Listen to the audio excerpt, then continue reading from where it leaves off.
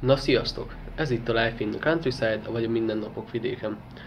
A mai videóban arról szeretnénk nektek beszélgetni, hogy miért nem volt videó már lassan 3 hete. Ez, igazából egy oka van, az, hogy több mint 2 hete ennek igazából egy oka van, mégpedig az, hogy nagyjából 2 hete kezdődött nálam egy arcvőgyulladás, és most kezdek belőle úgy kijönni, hogy úgy már nagyjából szalonképes vagyok így videózás terén is. Szóval a másik dolog, amiről szeretnénk nektek beszélni, az pedig az, hogy a csatorna névvel kapcsolatban sokan írták már, hogy nagyon hosszú a név.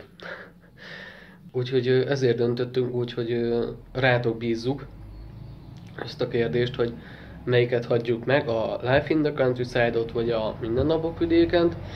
Úgyhogy légy szíves, írjátok meg ezt kommentben nekünk, vagy Facebookon írjátok meg. Minden elérhetőség lesz a leírásban. És hogy melyik tetszik nektek jobban. Most péntek van.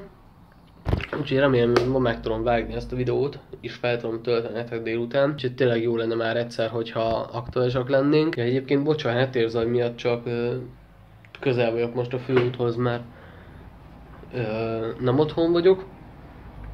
Egyébként igen, az az óra, az meg van állva. Nem én állítottam meg az időt, mielőtt videózni kezdtem. Meg ez tényleg durva, hogy már majdnem 3 hete nem volt videós a live. Az is most lesz a 3. hete.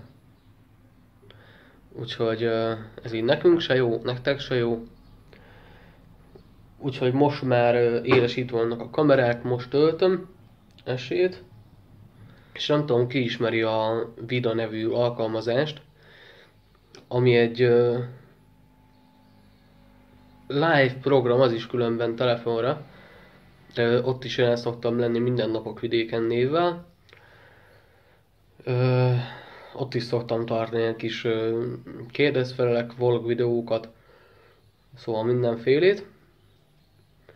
Úgyhogy ha ez érdekel titeket, akkor ide a leírásba lerakom majd a letöltési linket. Elméletileg kompatibilis iOS, Android, illetve Windows készülékekkel is. Úgyhogy elméletileg nagyon jól van optimizálva, de ezt csak telefonról lehet nézni, úgyhogy nézzetek fel arra is. Köszönöm, hogy megnéztétek a videót. Ha tetszett, ne felejtsék el feliratkozni a csatornára, lájkolni a videót, követni minket Facebookon, Instagramon, Twitteren, illetve már Vidán is. Sziasztok!